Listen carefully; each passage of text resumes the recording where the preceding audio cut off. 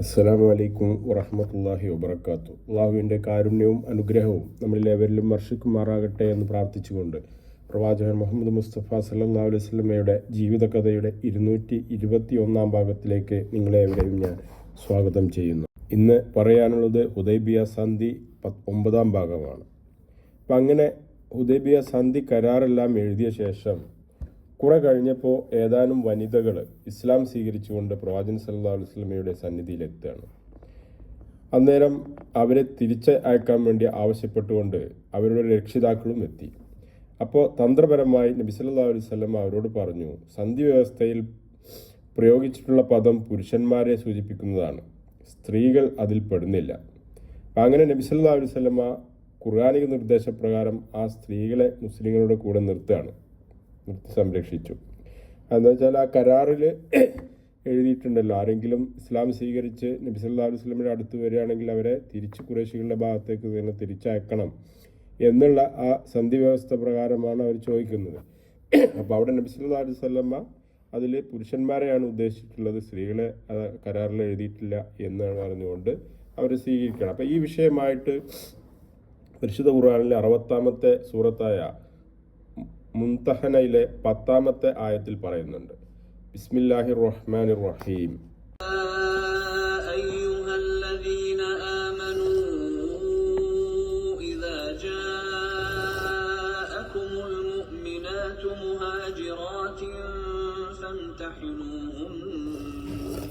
അല്ലാഹു അഅലമു ബിഈമാനിഹിൻ ഫഇൻ അലിംതുമൂഹുന്ന മുഅ്മിനാതിൻ فلا ترجعوهن إلى الكفار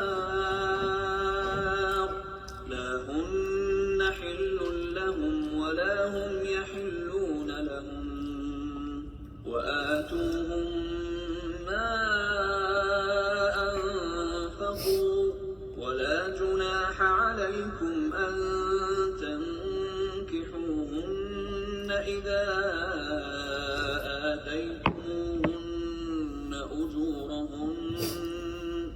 ولا تمسكوا بعصم الكوافر واسألوا ما أنفقتم وليسألوا ما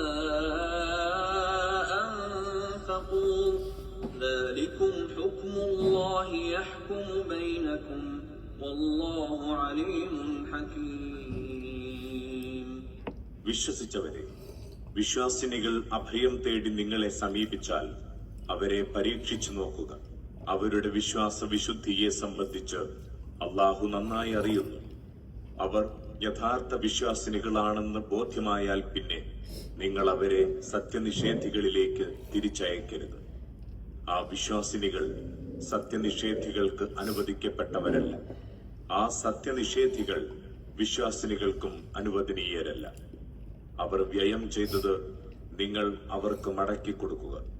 നിങ്ങൾ അവരെ വിവാഹം ചെയ്യുന്നതിന് വിലക്കൊന്നുമില്ല, അവർക്ക് അവരുടെ വിവാഹമൂല്യം നൽകുകയാണെങ്കിൽ. സത്യനിഷേധിനികളുമായുള്ള വിവാഹബന്ധം നിങ്ങളും നിലനിർത്തരുത്. നിങ്ങൾ അവർക്ക് നൽകിയത് തിരിച്ചു ചോദിക്കുക. അവർ ചെലവഴിച്ചതെന്തോ അതത്രയും അവരും ആവശ്യപ്പെട്ടുകൊള്ളട്ടെ. അതാണ് അള്ളാഹുവിന്റെ വിധി. അവൻ നിങ്ങൾക്കിടയിൽ വിധി കൽപ്പിക്കുന്നു. അള്ളാഹു സർവജ്ഞനും യുക്തിമാനുമാണ്. ഇവിടെ ഹുദൈബിയ സന്ധിക്ക് ശേഷം ഇസ്ലാം സ്വീകരിച്ചു വന്ന സ്ത്രീകളെ കുറിച്ചാണ് ഈ വചനം ഇറങ്ങുന്നത്. ഇത്തരം സന്ദർഭങ്ങളിൽ സ്വീകരിക്കപ്പെടേണ്ട നടപടി എന്തൊക്കെയാണെന്നാണ് വിവരിക്കുകയാണ് ഇവിടെ.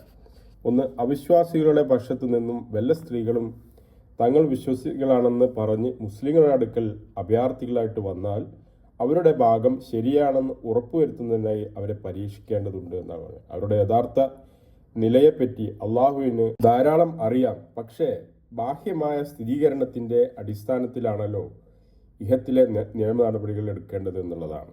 അതുകൊണ്ട് തന്നെ മുസ്ലിങ്ങൾക്ക് അവരുടെ നിലപാട് ബോധ്യപ്പെടേണ്ടതുണ്ട് എന്നുള്ളതാണ് ഇവിടെ ഖുർആനിൽ പറയുന്നത്. ഈ കൽപ്പന പ്രകാരം ഹുദൈബിയ സന്ധിക്ക് ശേഷം വന്ന സ്ത്രീകളെ പരീക്ഷിക്കപ്പെട്ടിട്ടുണ്ടായി എന്നുള്ളതാണ്. താൻ വന്നിരിക്കുന്നത് ഭർത്താവിനോടുള്ള വിദ്വേഷം കൊണ്ടല്ലെന്നും നാടുവിട്ട് മറ്റൊരു നാട്ടിലേക്ക് പോകാനുള്ള ആഗ്രഹം കൊണ്ടല്ലെന്നും ഐഹിക നന്മയെ ഉദ്ദേശിച്ച് മാത്രമാണ് അള്ളാഹുവിനോട് റസൂലിനോടുമുള്ള സ്നേഹം കൊണ്ടും മാത്രമാണെന്നും ഓരോ സ്ത്രീയിൽ നിന്നും സത്യവാങ്മൂലം ലഭിച്ച ശേഷമാണ് അവരെ നബി സല്ലല്ലാഹു അലൈഹി വസല്ലമ പിന്നീട് സ്വീകരിച്ചത് എന്നുള്ളതാണ്.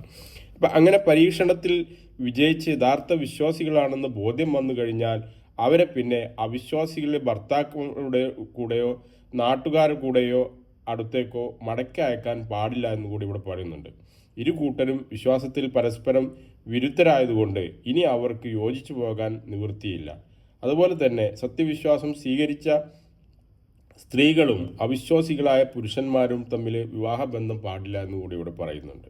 സ്ത്രീ മുസ്ലിമായി തീരുകയും പുരുഷൻ അവിശ്വാസിയായി തന്നെ തുടരുകയുമാണെങ്കിൽ അവർ തമ്മിലുള്ള വിവാഹബന്ധം വേർപ്പെടുമെന്നുള്ളതാണ്. തന്നെ പുരുഷൻ വിശ്വാസം സ്വീകരിച്ച ശേഷം സ്ത്രീ അവിശ്വാസിയായി തന്നെ തുടരുകയാണെങ്കിൽ ആ വിവാഹബന്ധവും അസാധുവാകുമെന്നുള്ളതാണ്. ഈ ആയത്തിൻ്റെ അവതരണത്തോടു കൂടി ഇതെല്ലാം ഇസ്ലാമിൻ്റെ സ്ഥിരവും അംഗീകൃതവുമായ നിയമമായി തീരുകയാണ്. ഇതിനു മുന്നേ ഇവയെക്കുറിച്ചുള്ള നിയമങ്ങളൊന്നും തന്നെ നിലവിലുണ്ടായിരുന്നില്ല.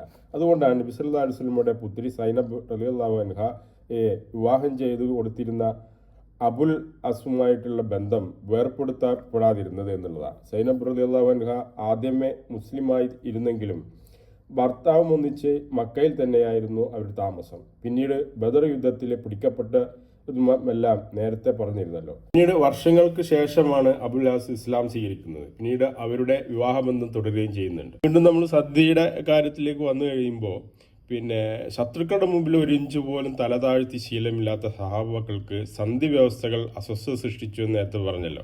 പക്ഷെ പ്രവാചകൻ സല്ലല്ലാഹു അലൈഹി വസല്ലമ അങ്ങേയറ്റത്തെ യുദ്ധതന്ത്രജ്ഞതയോട് കൂടി തന്നെ എല്ലാം നോക്കിക്കണ്ടുകൊണ്ടിരുന്നു. അങ്ങനെ അണികളെ സാന്ത്വനിപ്പിക്കാൻ ശ്രമിച്ചുകൊണ്ടിരിക്കുകയാണ്. അപ്പോൾ സന്ധി വ്യവസ്ഥകൾ എഴുതുമ്പോൾ അള്ളാഹുവിൻ്റെ പ്രവാചകൻ എന്ന് എഴുതാൻ പാടില്ലെന്ന് ഖുറൈശികളുടെ പ്രതീതി പറഞ്ഞപ്പോൾ നബി സല്ലല്ലാഹു അലൈഹി വസല്ലമ അത് അംഗീകരിച്ചപ്പോൾ സഹാബാക്കൾ നീരസം പ്രകടിപ്പിച്ചിരുന്നു.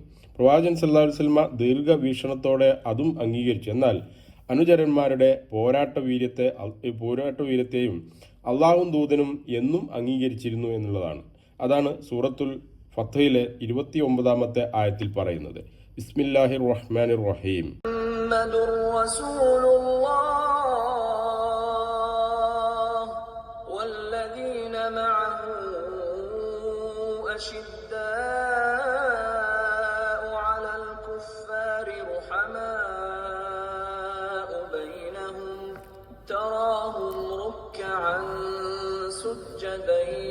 يبتغون فضلا من الله ورضوانا سيماهم في وجوههم من أثر السجود ذلك مثلهم في التوراة ومثلهم في الإنجيل كزرع أخرج شطأه فآزره فاستغلظ فاستوى على سوقه يعجب الزراع ليغيظ بهم الكفار وعد الله الذين آمنوا وعملوا الصالحات منهم مغفرة وأجرا عظيما.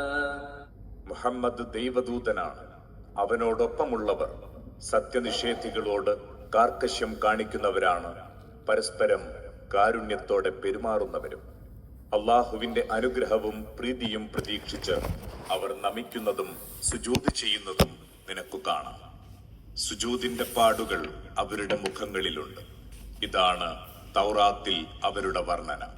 ഇഞ്ചീലിലെ അവരുടെ ഉപമയോ അത് ഇவ்விധമത്രേ. ഒരു വിള അത് അതിന്റെ കൂമ്പ് വെളിവാക്കി, പിന്നെ അതിനെ പുഷ്ടിപ്പെടുത്തി, അങ്ങനെ അത് കരുത്തു നേടി.